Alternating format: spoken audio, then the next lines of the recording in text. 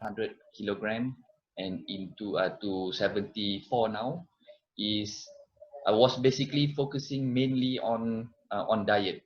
I focus 100% on changing my whole diet, in which I think Felicia will terangkan more today lah. So I think because it's already 11, maybe I pass to Felicia. All right, thank you, Doctor.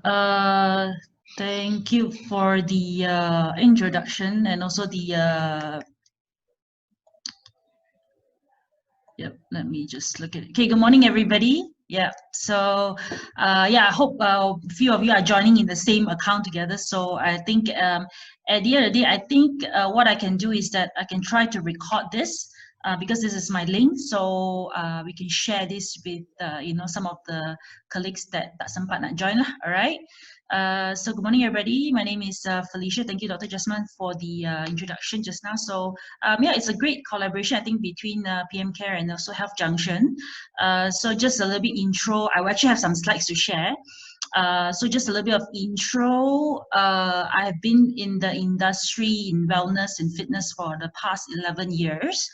Actually quite similar to Dr. Jasman, myself, I have my own personal transformation journey as well, which is one of the big reasons why I you know, went into this industry. So now with you know, in corporate wellness and in a bit more experience, so that gave me a little bit more sort of like you know, it's something. This is a very interesting topic because it's evergreen. That every Malaysian is also very well known for like its food, and then our constant struggle for like we're always constantly on a diet.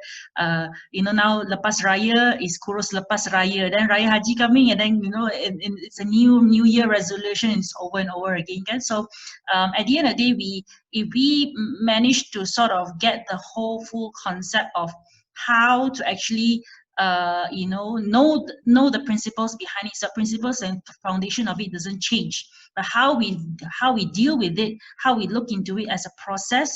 I think that one is actually you know, it's based, sometimes we will gain a bit of weight, sometimes we will lose, so it's never going to be just stagnant. But if you enjoy the process, then you won't be so hard on yourself. Okay, but okay, let me just jump into my slides. Okay.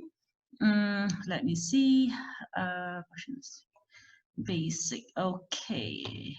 So today's topic is about, I think everybody can see, right? Yeah. So eating right to lose body fat. So this is quite interesting because a lot of people want to lose weight, but we don't talk about the most important thing, which is fat. So I actually like this topic a lot, eating right to lose body fat or weight. You know, fat is one part of it. So today everybody is doing the the body composition. Okay? So you talk about muscle mass, you talk about body fat. That's actually essentially more important, because if you are just losing weight, are you losing water? Are you losing muscle? Are you losing fat? So that is like the thing that people don't really care. They just want to stand on the scale and say, oh, I've lost weight, I've gained weight, right? So they don't know which one, you know, they sort of gain or lost. So the most important thing actually is to lose fat. This is actually the right topic, but of course, everybody wants to be at their ideal. We count the BMI, you know, we want to be at ideal weight. We want to be in a good health. Okay, so let's just jump into it. I'll just share my quick story. This is my personal journey. So I started pretty much in a way where I didn't like the way that I was feeling. I actually didn't think I needed to lose weight. I think I was almost 70 kg, but I didn't feel like, you know, I was like, okay, maybe chubby lah, you know, maybe like a bit lethargic. My breakfast is the usual Malaysian breakfast, toasted nasi lemak roti canai. I think it's quite relatable. I think everybody here, you know, enjoys the same Malaysian breakfast.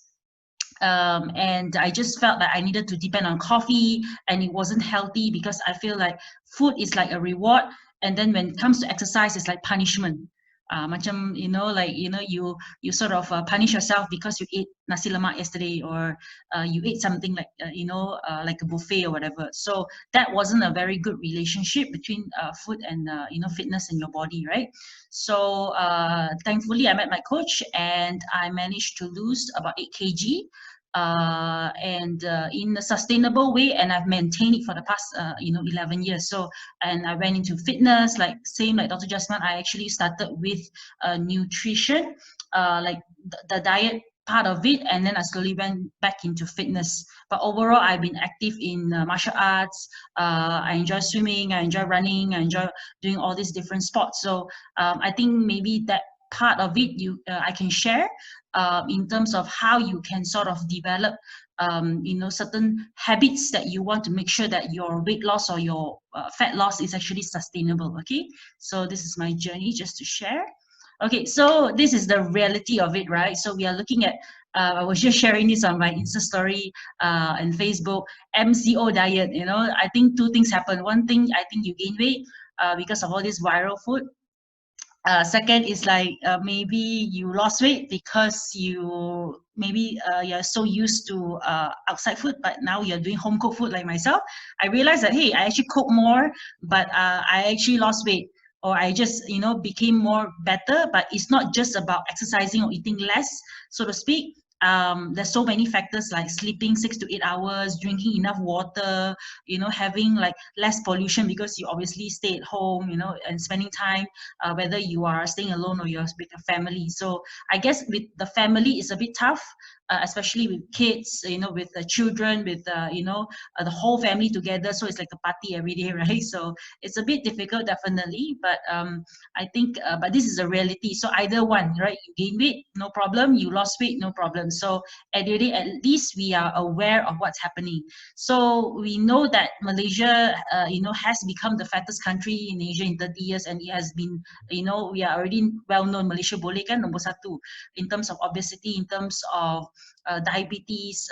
We know that not only it's not that being fat is a sin, bukan salah, but we know for the fact that if we are overweight, we cannot be at our best in terms of productivity, in terms of when we talk about in working, we cannot be productive, and there are going to be more MC, and it's going to cost not only the company more in terms of financial, but in terms of like you can't do your work and you always feel lethargic, and then you end up also destroying relationship as well, so personal and also professional life.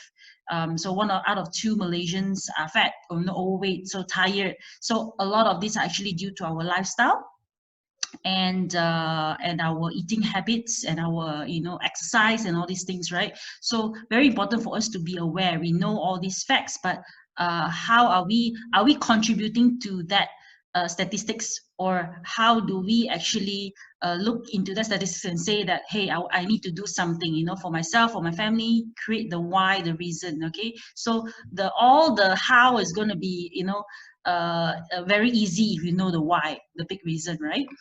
And yeah, so I'm just going to jump into, actually I got only like 3 slides left, so then maybe we can do some Q&A, and then maybe Dr. Jasman can, as a moderator, maybe you can ask some of the questions and we open up to the floor.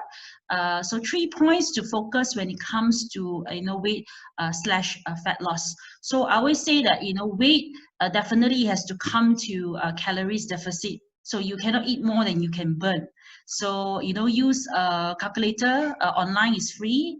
You can use the manual way. You can go on InBody, which tells you your calories needed, and you minus off about 20% of your calories, not too much. You don't want to be at more than 20% deficit, because that won't be healthy in a way. That's called a crash diet already. So about 20%, average about 300 to 500 calories below the calories that you can burn. Okay, so one of the good things is to really make sure that you actually have a food journal.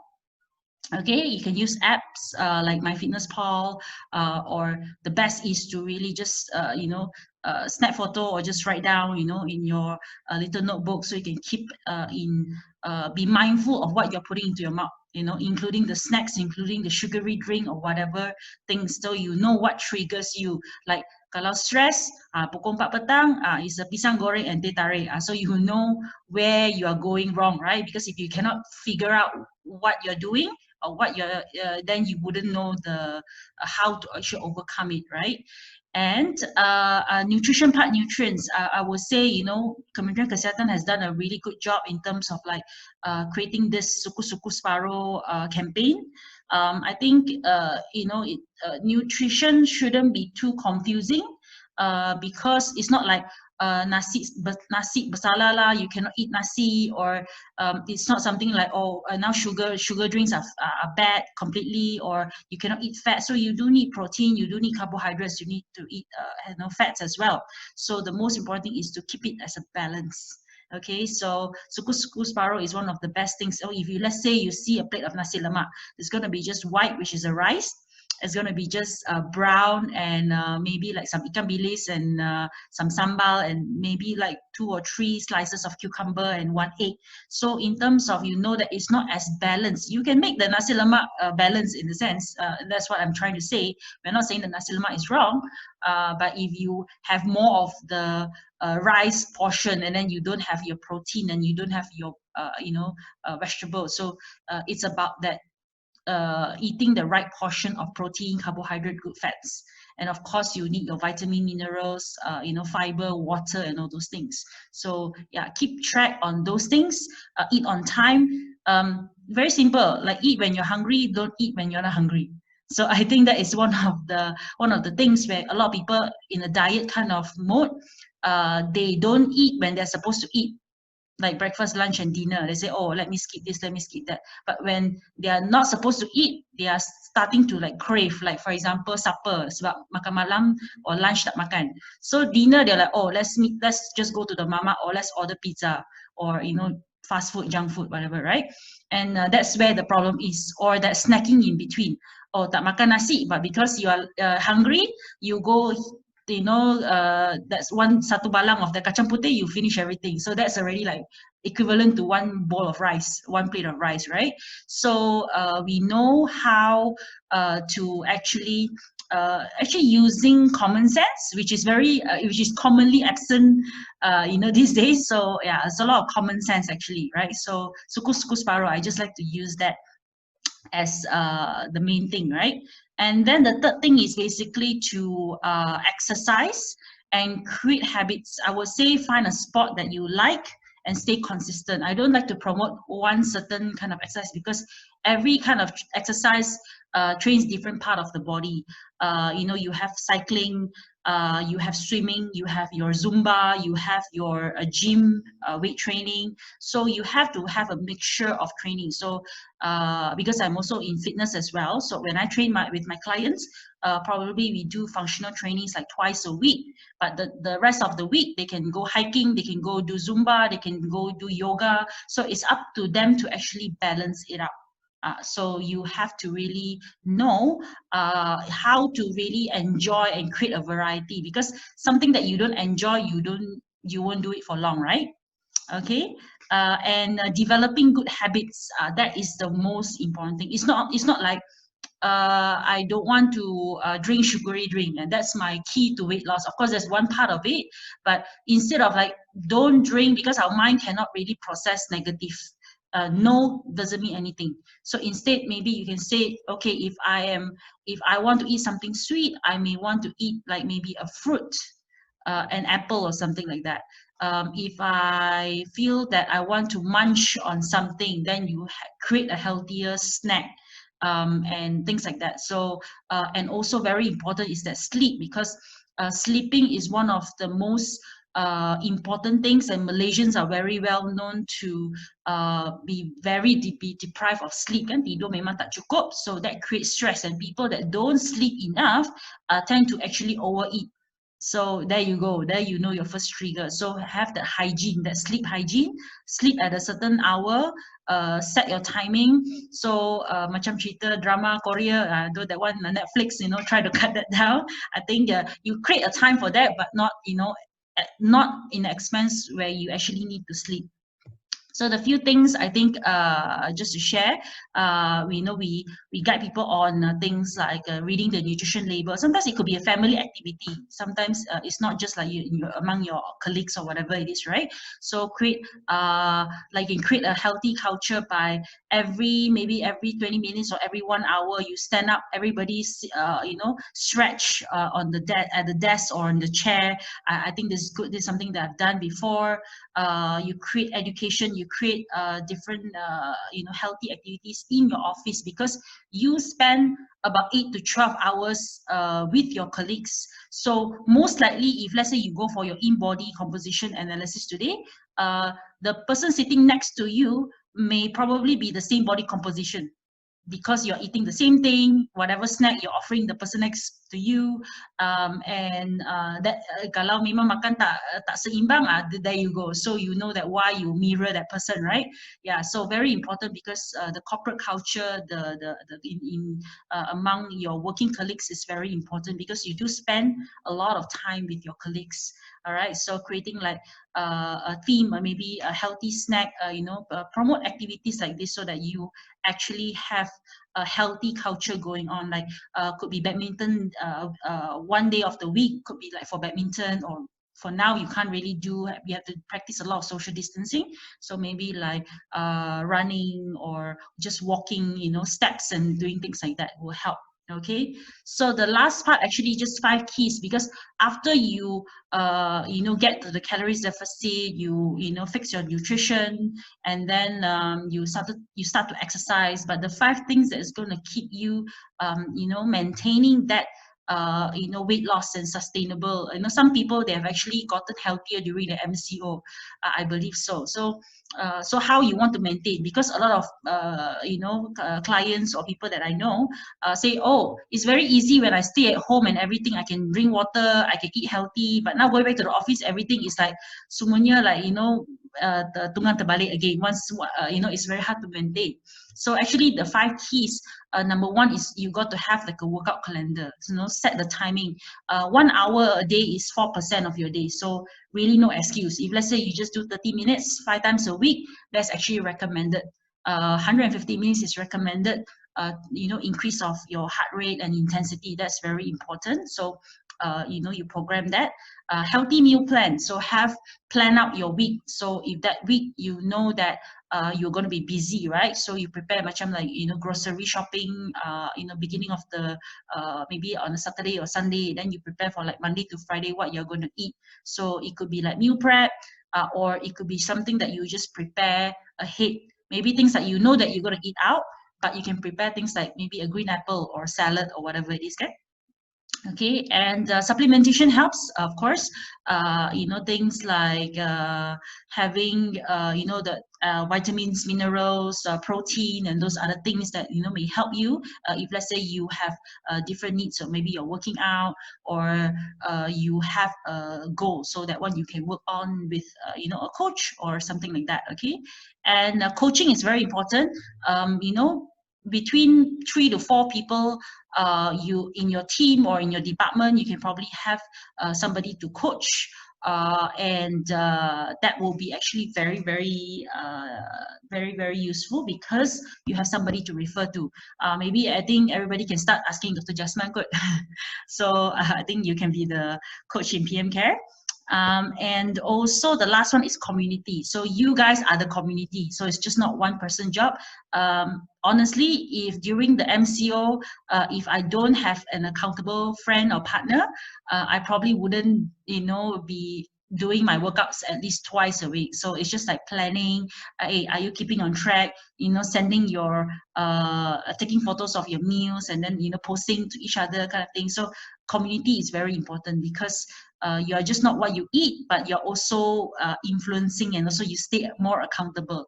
I mean, you don't need to be perfect, but because you already promised, dah janji ya, we're going to drink 3 liters of water today, or we're going to try to stay on track 80% of the time. So before you reach out for your other food, you may most likely be like, okay, I'm going to sort of control myself, because I already promised my my friend, or things like that. Yeah, so basically very simple. This is my sharing. I think I can give these slides over as well, so no problem. You can share it with your colleagues, and yeah. So maybe we open up to questions. Okay, thank you, Felicia, for the I would say it's very insightful sharing from you as the experienced fitness coach for 11 years. Is it 11 Yeah, years? 11 years. Yeah. Wow, okay, good. So yeah, I think we both of us share the same kind of journey in which we both started to lose weight by focusing on our diet, isn't it? Yep. We start to modify our diet, and then after we have achieved that the desired I would say the desired weight, then we try to maintain it with physical activities such as running, cycling, or swimming, isn't it? Yes. Okay, all right. So in PM Care, from my observation, the employees here, I think everyone already know the facts about weight loss. What I'm saying here is basically everyone knows that in order to lose weight, it's all about calorie deficit. Yes. You have to basically watch what you eat and then the type of food you are eating, things like that. But the problem is the implementation, in which the knowledge is already there in the mind, but probably we need a bit of a mindset change in order to implement what we already know. So that's the purpose of this I would say this program.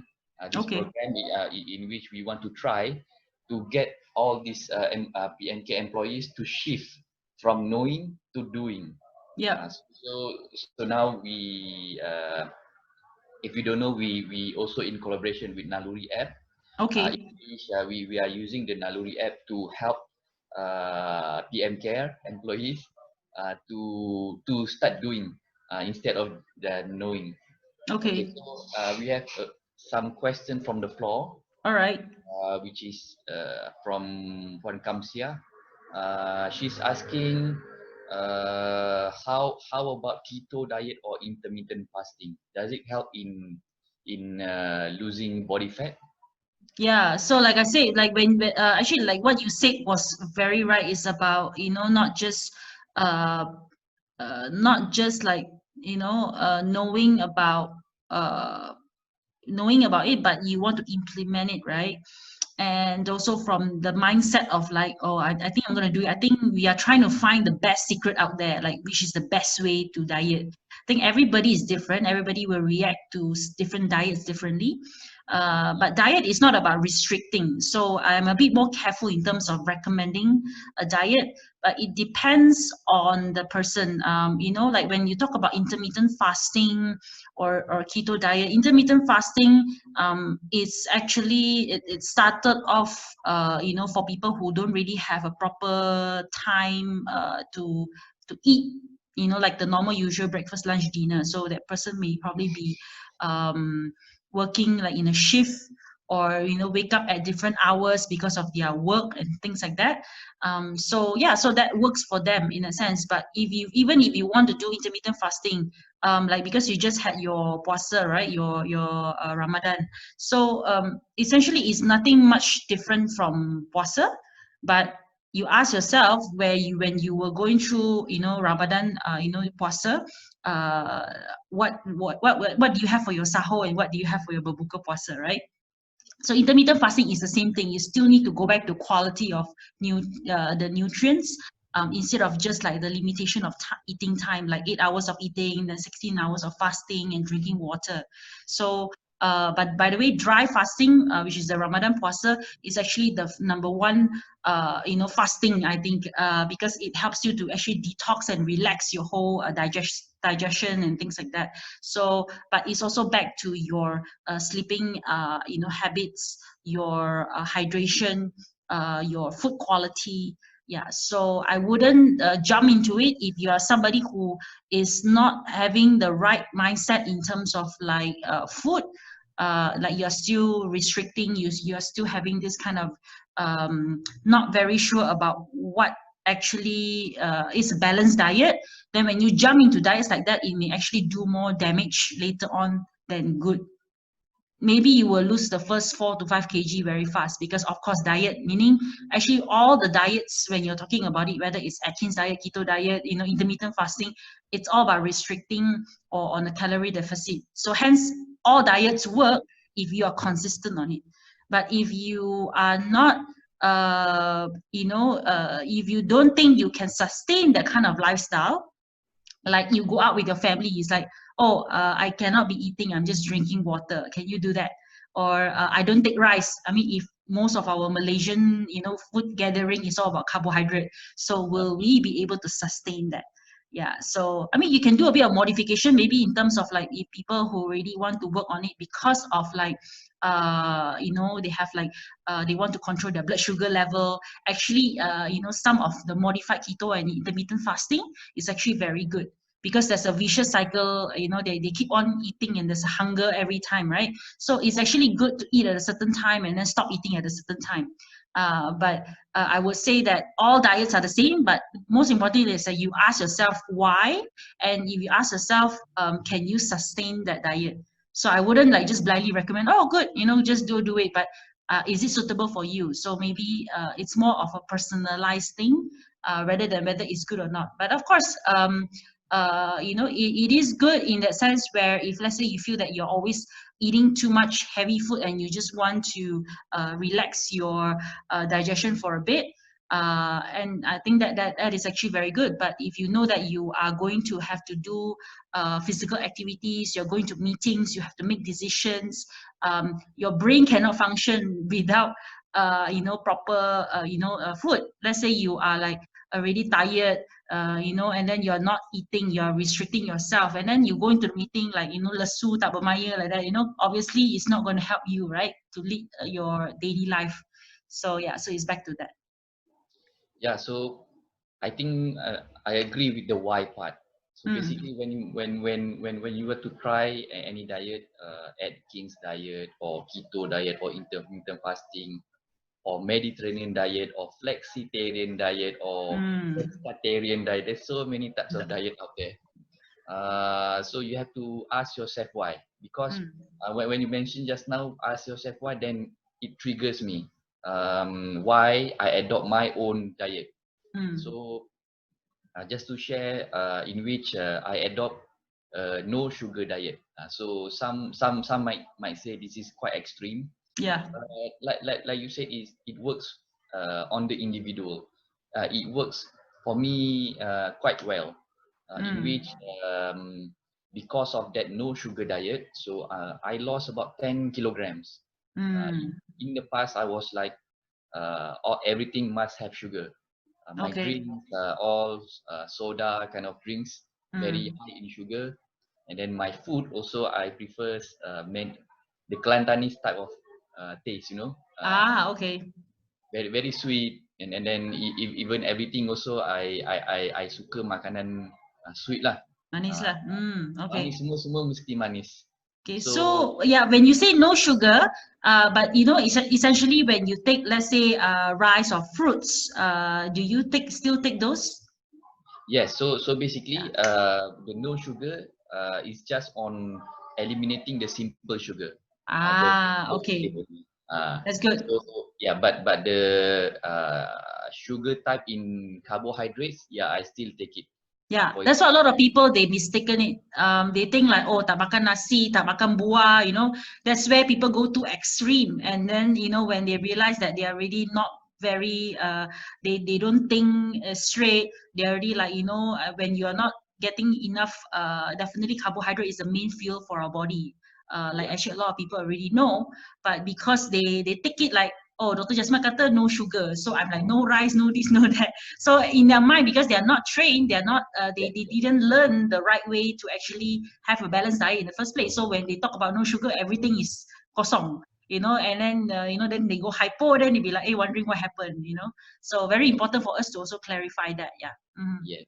So basically, the message is because in the Naluri app, so we have coaches in there, we have dietitians, we have some medical advisors, Okay. pharmacists in there.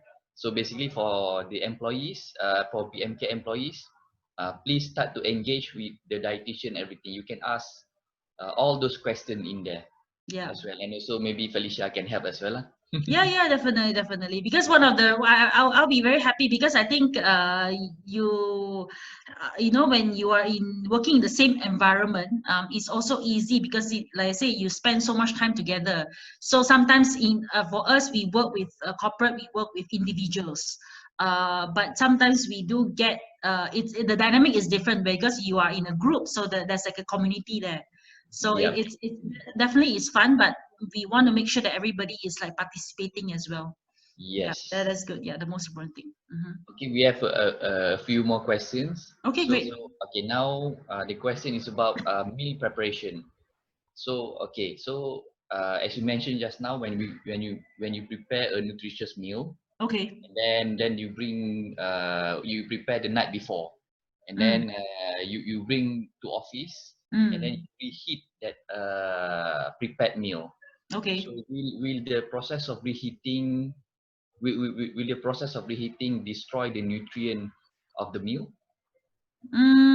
I would say like yeah, it depends on, yeah, sometimes we feel that we want to prepare everything, but of course you know, most Malaysians generally, you know, peti sejuk pun dah penuh kan, you want to meal prep and put 7 days meal is quite impossible, and that's for one person, right? So I would say keep it practical. Like for me, I don't even suggest that. I even just suggest that whatever that you usually eat out, but then you know that in that place they don't give you that 5 to 7 colors of vegetables. So what you can do is that you can prepare your own salad, put it in a Ziploc bag. You can bring your, you know, what do you call that, like a green apple to work kind of thing. So I'm more practical that way. So I'm more of a flexitarian in that sense, because I find that uh, we bond or we create relationships when we eat out with our colleagues or with other people. So takkan like you want to bawa your own bekal, eat at the office, like, you know, during lunchtime kan. So unless everybody like already plan lah, pakat, you know, we will eat at the pantry, you know, sama-sama. So that's different. Yeah, but reheating, like back to the question of like, you know, reheating food and things like that, it shouldn't be too bad, because it's like, you know, you just put it in the microwave for like 1 minute. So you know, things like, you know, I will try to keep it some you know, food, maybe like vegetables, and I don't try to overcook it, or I will make sure that it's probably doing some I don't mind having some cold salad to keep it like fresh. But then again, not much of difference actually. Like if let's say sometimes you know, you wouldn't know, sometimes in the shop, like let's say it's like nasi campur or like at the mama, you wouldn't know if the food was from yesterday and then they just panaskan balik, sama juga, right? So the food that you cook, basically there's 3M to it, right? You already know how much of manis, minyak, masin you already put in, so you can actually control that level. So one of the reasons why I think people actually gotten healthier, maybe not in terms of weight, maybe they eat more, but in terms of overall health and, you know, energy wise, I feel that a lot of people during MCO feels better because they cook more. So you put in your own salt, you put in your own sugar, your own oil. So definitely when you cook for yourself, it's definitely much healthier. Of course, loss of nutrients, there's so many different ways. I actually have even like saw these you know, creative ways of preparing vegetables so that it doesn't lose that much of nutrients, like don't like goreng sampai like, you know, already you know, you just saute it, and then you know, make sure that you add on a bit of garlic. You know, you know, you can eat it raw, you can eat it cook, steam. So there's so many ways to actually do it lah. So I think shouldn't be a problem, as long as actually if your family doesn't complain that you take up a lot of space in the fridge lah, because meal prep can be a problem, especially with our refrigerator. We are like stuff everything into it, Everything. right? Yeah. Okay. Thanks, Felicia. So the next question from Ezzy. Mm. Is it true that we need to take plain water depending on our body weight? Uh, I would say that a lot of people, there's different way of counting it, but actually this is from a medical doctor friend of mine. So we were like thinking, a lot of people say, you know, there's a lot of sort of a confusion out there. For how many kg of your weight you need how much of liter of water. But we look back at what we studied in science, right? And you know, facts, right? 60% of our 60 to 70% of our body is water. So let's just take 60%. So 60% meaning it's like your weight in kg, you times it by 0.06. So that's how much of water you need in a day. But when she asked about how many liters of plain water you need, right? So actually in a lot of ways, like maybe like for example during a fasting month, macam mana nak minum like 4 liters of water, right? Let's say that's what you need. So you can eat like things like cucumber, you can eat like watermelon, because that is actually water-based you know, fruits. So not just like plain water, you make sure that hydration is, make sure that you look at the color of your urine kan, it's not too yellowish and it's not too like, you know, plain white until it's like no color. So you just make sure that you stay hydrated. I think that's the most important thing. Okay. Yeah. The next question from Camelia. Yep. So, adakah jus buah-buahan sesuai diambil pada waktu malam seandainya rasa lapar? So, Juice, okay. So not blended, but the cold press one lah. Yeah, probably yeah. Probably yeah. Waktu malam ketika rasa lapar. Okay, so I would say that when you are hungry at night, yeah, of course, maybe you slept, you are sleeping over your bedtime already lah, because by time 7 you should have had your dinner already, kan? So this is usually lapar lepas pukul 11 malam lah, right? So this is where, or maybe you also exercise at night and then you get hungry. So there is no right or wrong way, but I would say that fruits also have sugar. But I do have an opinion about just drinking the juice or eating the fruit itself. Because when you just drink the juice, actually you only get the vitamins, minerals, you only get like the sugar from it, right? So you don't really get the fiber. So for those who's trying to lose weight, maybe juice maybe tak sesuai sangat lah. Alright, maybe you take a fruit, because let's say you chew into an apple, you are like eating the fiber as well. So memang kenyang. And then you also get some sort of carbohydrate in that sense. But you know, some people, you may also realize this is actually for people who realize this. When you exercise sometimes at night, you find yourself cannot sleep because there's, you know, adrenaline rush and things like that. So you do need certain melatonin to actually sleep. And what helps to produce that is actually carbohydrate. So maybe you can take like a piece of like a sweet potato, steam one, or apple, or you know, and actually you will realize that you can actually sleep better at night. So this is for people who exercise lah. Sometimes memang tak boleh tidur like sampai 2-3 pagi pun, like the eyes are still open. So this is something also I've experienced, and I've actually studied it, and I'm like, oh, okay, this is why some people, because most of us have to exercise at night because of work, commitments and things like that. So yeah, so I think instead of, back to the question, instead of juice, maybe eat like the whole fruit itself. That would be better in terms of weight management, in terms of memang bolehlah settle sekali lapar lah, and then also maybe you have actually a better sleep also. Yes. So I think I agree in which at night, yeah, for me, in the past I eat a lot, even before sleep.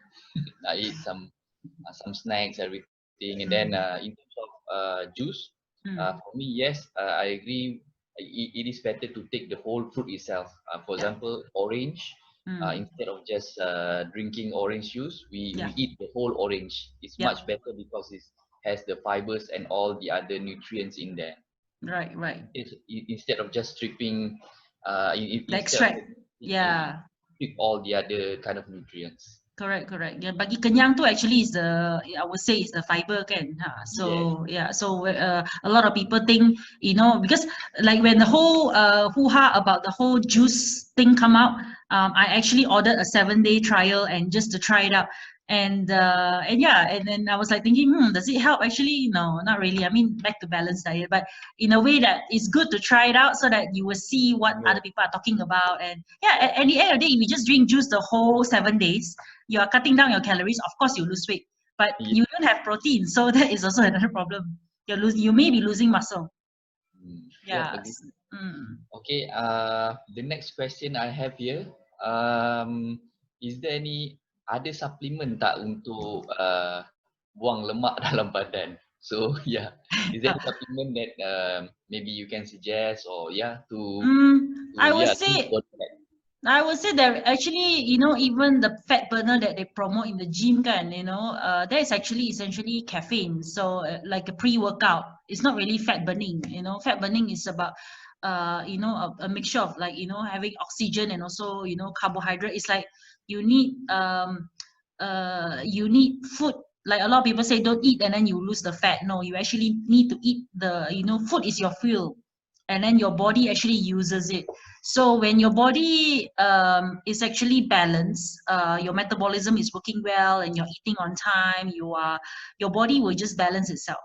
So you know, I would say that if you ask my opinion, you don't need any supplementation at all if you want to lose weight. But if you want to maintain it sustainable, and then you want to go on to do more fitness things, like you have different target, you know, after that, you may need things like maybe some functional food like protein shakes that will help.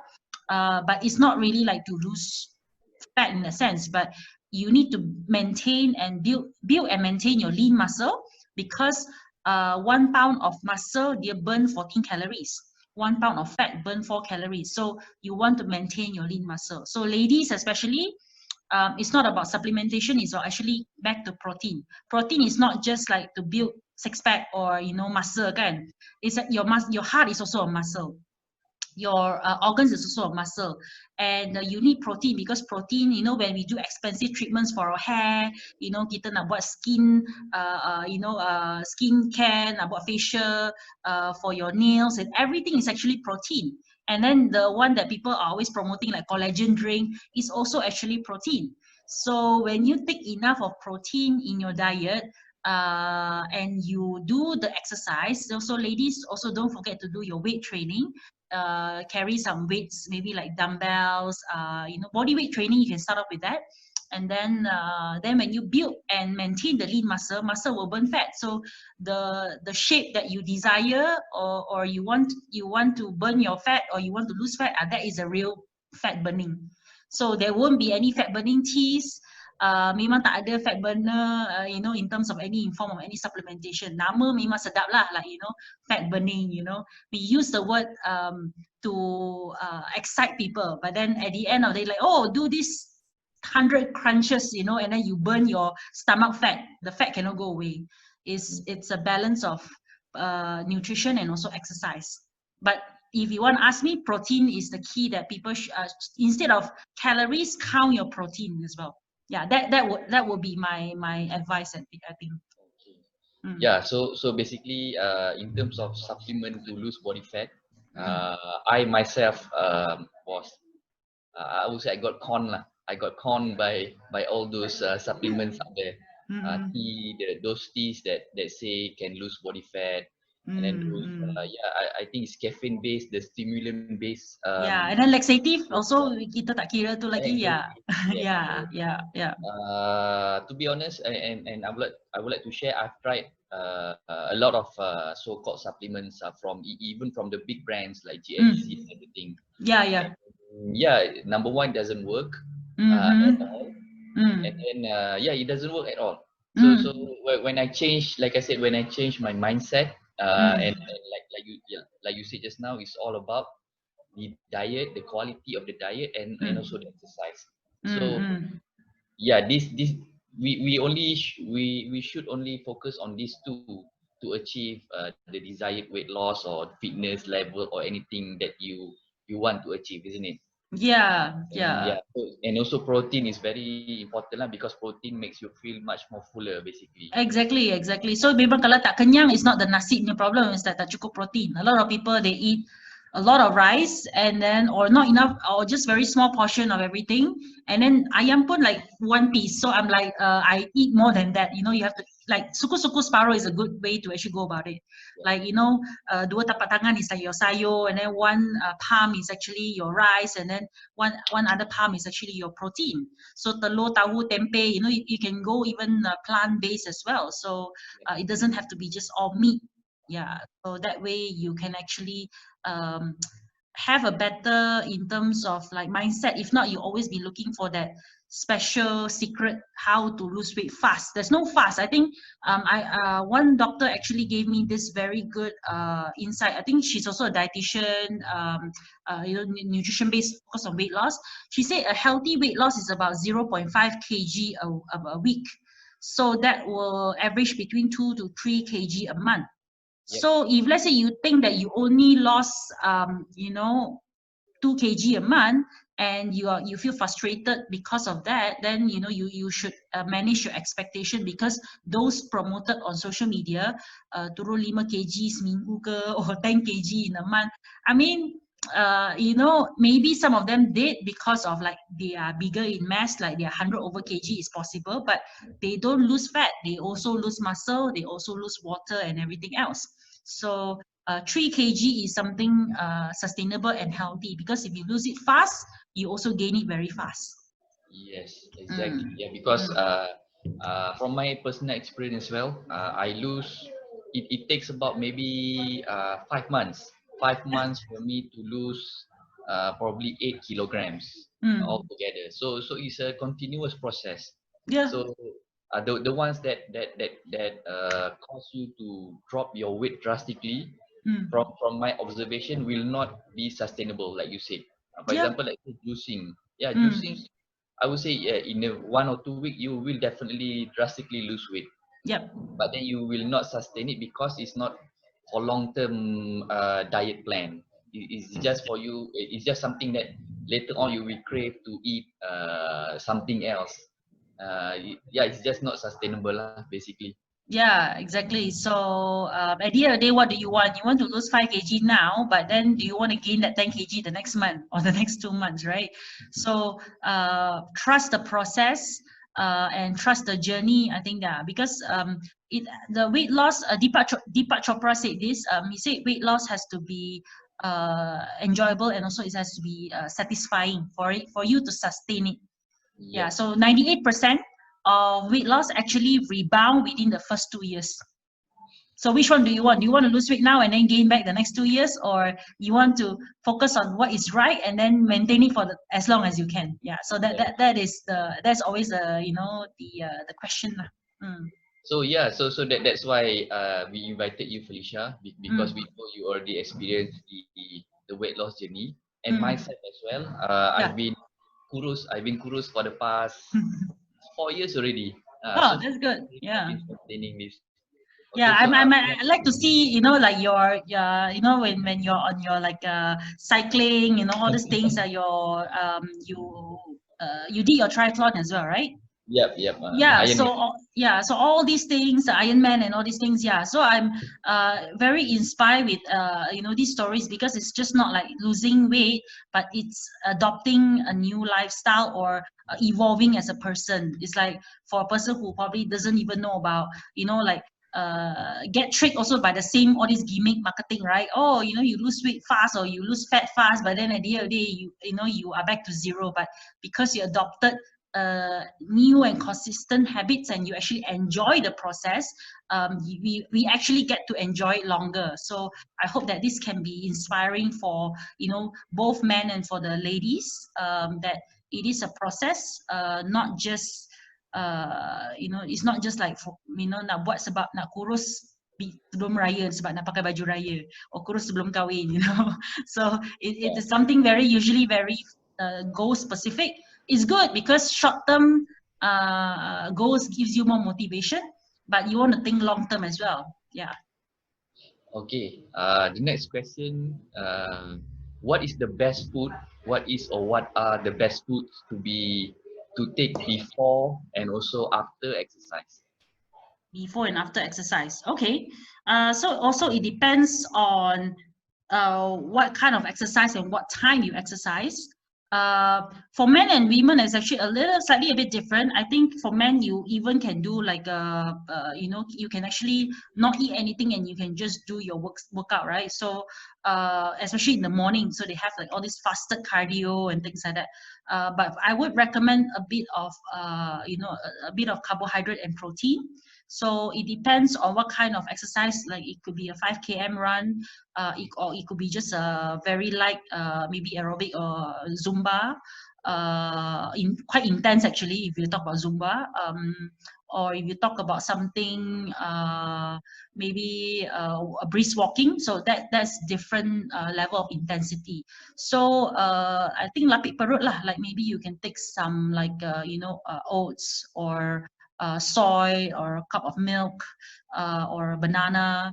But then if let's say you are going to your workout after your working hours, so usually it's like 4 to 5 p.m.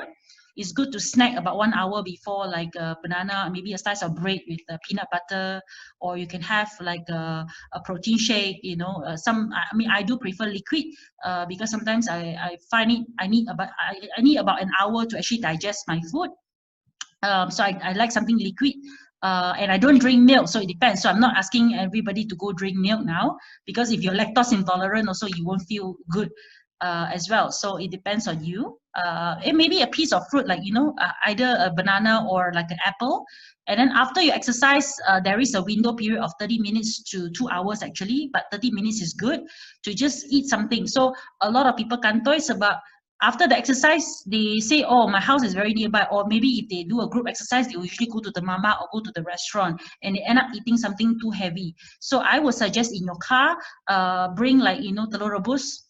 Yeah, I think that's the safest, or a piece of banana and some and maybe 1 or 2 hard-boiled eggs that you can actually prepare the night before even, so it can be a whole day snack as well. So after your exercise, or after your cycling, or after anything, like, you can just go and take your eggs, or protein shake, or half a banana or something like that, and then you take your main meal after that.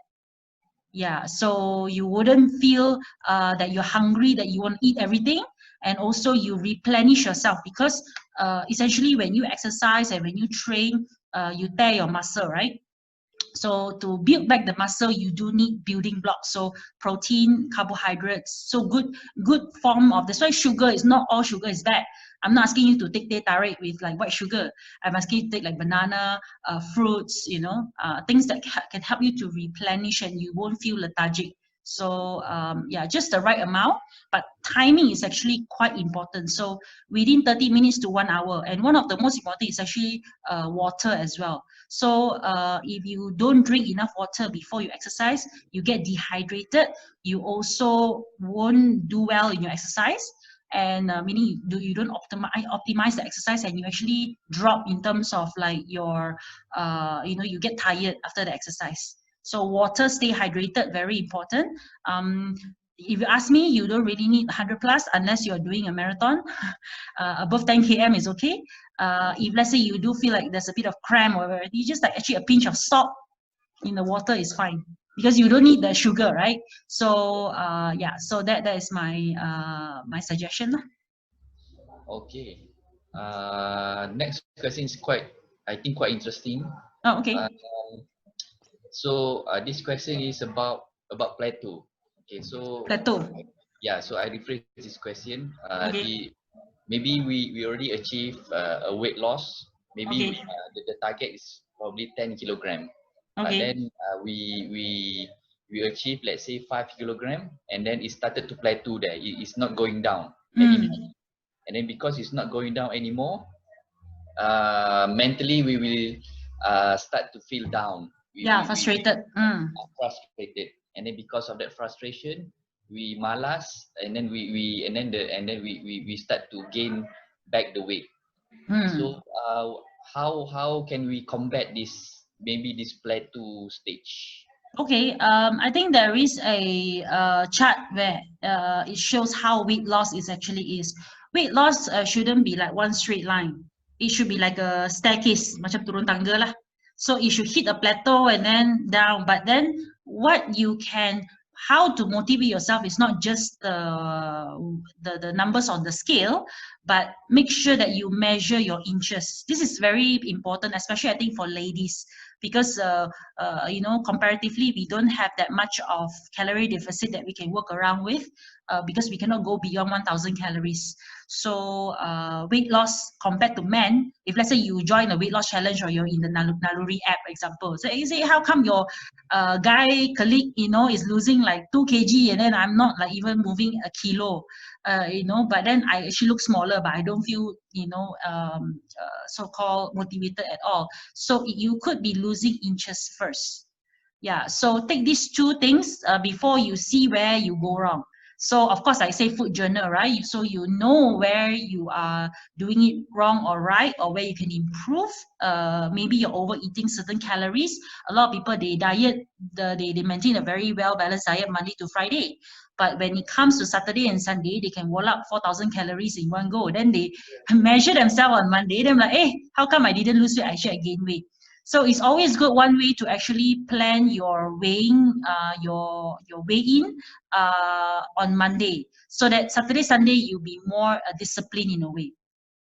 Okay, that's how to overcome the so-called plateau. If you can see where you are going. So let's say if it doesn't come down in weight, maybe your inches are coming down. So please measure your inches. So, and then if you hit the plateau, if you're doing everything right, meaning you're taking enough protein, you're exercising, you're sleeping enough, and you're drinking enough water, your bowel movement is good. So then you can see on these two things. But if you are sometimes a lot of people, especially I know, maybe like these are the cases lah, where you don't have enough sleep, or stress, or you could be, when I would say stress level is very important for you to manage, because cortisol has this thing, cortisol hormone, which is a stress hormone. Basically, even if you eat salad or even if you exercise every single day, you will actually be most likely to actually gain weight. So you must be able to manage your stress level very well. So plateau is a mindset. Everything must be in number, like you have to journal it down, whether it's your emotion, what you're feeling, whether it's the numbers on the scale, on your body composition, inches, and then journal down what are you eating especially. So at least you can find out what is the reason of your plateau. Don't give up, like sabotage yourself. Oh, just because you plateau and then you just go back to your normal routine, right? Yeah, so there's so many different ways on like trying to sort of like solve the issue there. You try to find out the trigger point, you try to find out the reason behind the plateau. I think when you do that, then it's more like a project. It's not so much of like a plateau because my body is useless. No, your body is like, it's very smart. It helps you to balance, but provided you're doing it correctly lah. Yes, okay. So basically, in my observation and probably my personal opinion, weight loss journey is basically about three things. I mean three factors: the physical, the mental, and also the emotional well-being. Yes. So when these three components are in sync together, then only you can achieve weight loss, sustainable weight loss. Yes. Because I've seen patients and some patients whereby they are physically fit, but they are mentally and emotionally a bit unstable. So at one point they become down. Yes. When they experience plateau, they started to become haywire out here, and then things start to drop. Yeah. Yeah, True. so basically, even for myself, why again I ask myself why I want to do triathlon, why I want to do Ironman. So for me, it's very clear. It is because by doing this, like you said, it is a very challenging activities in which you are constantly pushing your limit. You constantly want to get faster. You constantly want to swim faster. You constantly want to compete with your friends. So this kind of thing, why I embark in this journey is because it helps me to break my plateau. Yes. So so basically I've been doing this for maybe 2 years already, in which it helps me evolve in these three main factors: the physical, the mental, and also the emotion. Yeah, it's like body, mind, spirit lah. I think very Yeah, important. body, mind, spirit. Yeah. So sometimes we when that's why one thing I think, as sometimes where you're meeting patients or meeting clients, it's like we are also part partially we are actually doing counseling as well. So it's like trying to figure out where the thing is, you know, where the trigger is and things like that. So if we understand people a little bit better, because everybody goes through different situations. They could be going through some personal issues, some work conflicts, and you know, some inner things. So it's not just what you see in front, but most importantly is that when you have the you know, coaching process, when you have the community to support you, you know, and then you will be most likely to stay on track. So example, if I'm not feeling so well, but yeah, maybe I can go for a run to make me feel better. Instantly, exercise changes your mood, definitely. That's why I like fitness for that part. And then after you exercise, you tend to be like, oh, I already exercised, takkan lah want to just, you know, diet ke laut kan. So you most likely to stay on track as well. So exercise has a way to sort of shift your mindset. So if you feel that you're always struggling with diet, try to include exercise part of you know, your routine, so that it helps you to stay on track a little bit better. Yeah. Mm. Okay. We actually been allocated for just 1 hour. Okay. Yeah, it's already 12. Yeah. And I think there's no more question from the floor. All right. Yeah. So probably maybe Felicia, you have some final words or anything to add anymore? I would say thank you so much for having me. I think this is very interesting, because I think we probably only met once, but you know, this is the first time we're e-meeting and talking, you know, in this exact topic. So it's actually very nice to go back and forth, and I feel that the questions are really good from the floor as well.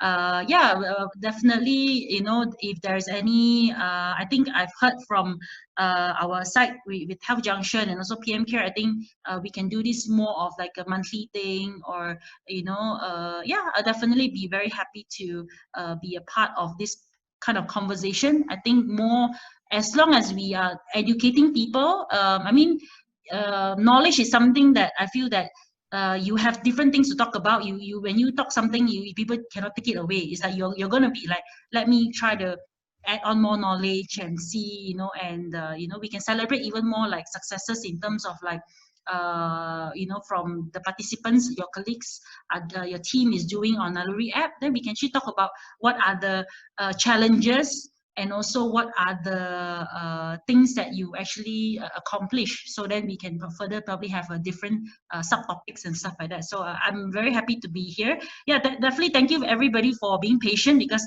yeah, we had some hiccups. So at least now we managed to get on the proper one. This actually is being recorded, so I'll try to upload it somewhere, and then we can share the link for the view, for like, you know, the team to actually review it later on. Okay. So thank you very much, Felicia, for the talk. So yeah, like I said, this is our first talk together. Yeah. We met, I think, last year, isn't it? Yeah, During last year I think, yeah. Columbia Asia Symposium. Yes. So maybe we can have this more engagement, maybe monthly, perhaps. Yeah, definitely. Talk to Sherry lah, or we talk to Yeah, her. that'll be good. That'll be good. Yeah, thank you so much for you know, what do you call that, arranging all this. I think this is really fun, because like our MCO has been like, you know, very like, I think a very reflection kind of a period. I think everybody's like, can't wait to connect with other people. So I think this is a great way. Yeah. Okay, so thank you. Terima kasih semua. Ambil masa sikit, sorry. So now back to work, okay? Okay, have a good day, everybody. And then, yeah, let's keep in touch. Thank you so much. Bye-bye. Bye. Bye. Thank you, doctor. Bye-bye. Bye, everybody.